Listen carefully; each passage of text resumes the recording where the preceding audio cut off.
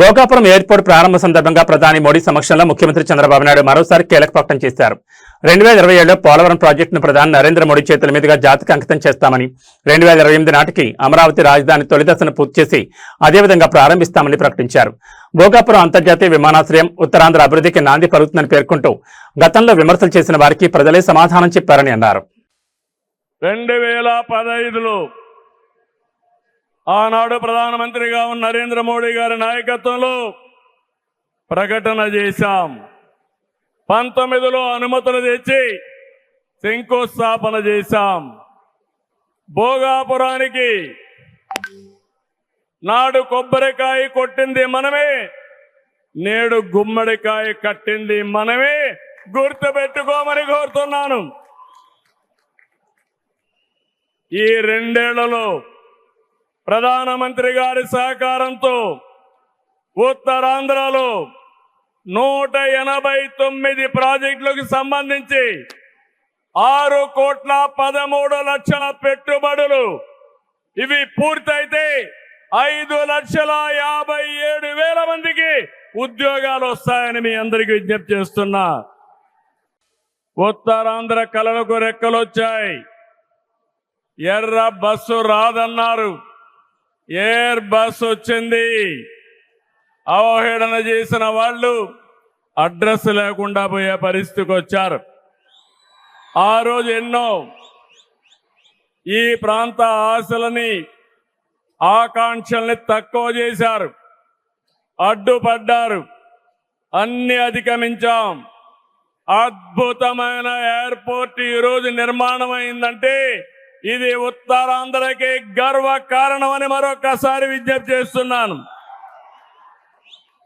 కొత్త ఎయిర్పోర్టు మన్యం వీరుడు అల్లూరి సీతారామరాజు పేరు పెట్టుకున్నాం.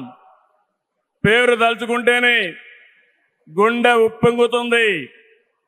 గిరిజనులతో కలిసి ఆయన చేసిన స్వాతంత్ర పోరాటం దేశం ఎప్పటికీ మరిచిపోదు. ఉత్తరాంధ్ర శక్తికి నిదర్శనం ఈ ఎయిర్పోర్టు.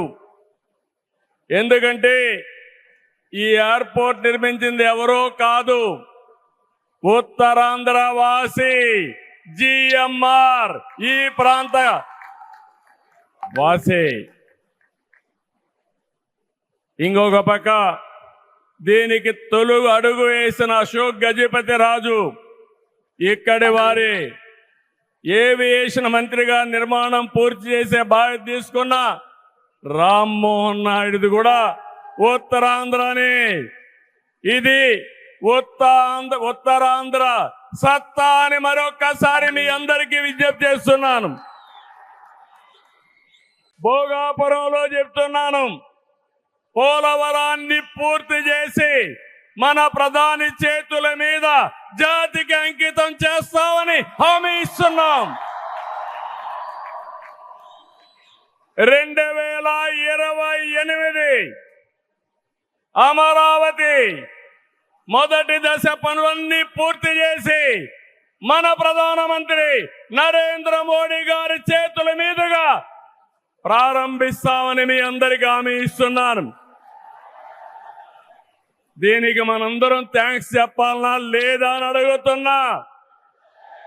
చెప్పాలనా లేదా అని అడుగుతున్నా. థ్యాంక్ యూ, థ్యాంక్ యూ, ధన్యవాదాలు, ధన్యవాదాలు. ఏఎస్ఆర్ ఎయిర్పోర్టు 2,703 ఎకరాలు, 5,641 కోట్ల రూపాయలు అద్భుతంగా వచ్చింది. ఎయిర్పోర్టుని ఫ్లయింగ్ ఫిష్ ఆకారం నిర్మించారు. మన తీర ప్రాంతాన్ని ఇది గుర్తు చేస్తుంది. అటు సముద్రం, ఇటు పచ్చని కొండల మధ్య విమాన ప్రయాణమే కొత్త అనుభూతిని తీసుకొస్తుంది.